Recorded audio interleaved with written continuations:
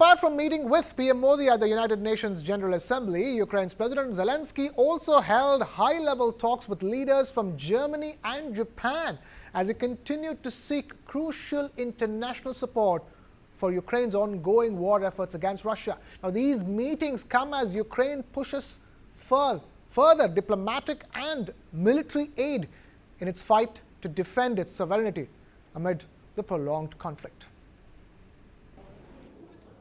Ukraine's President Volodymyr Zelensky held a flurry of talks with world leaders on the sidelines of the UN General Assembly Monday, trying to drum up support for Kyiv's efforts in the Russian war.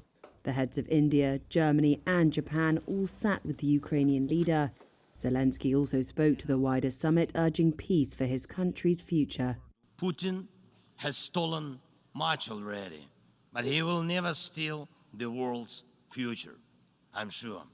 We are now preparing for the second peace summit, moving forward with our partners step by step according to the peace formula.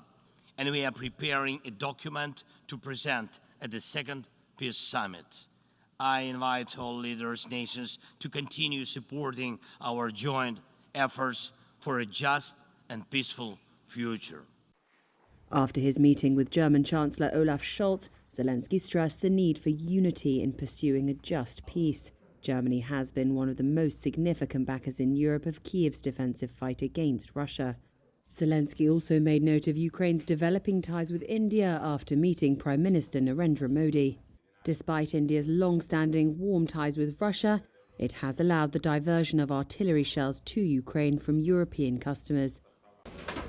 The full-scale Russia invasion of Ukraine, or Special Military Operation as Moscow calls it, began in February 2022 and has killed thousands of people, uprooted millions more, and turned Ukrainian towns and cities into rubble.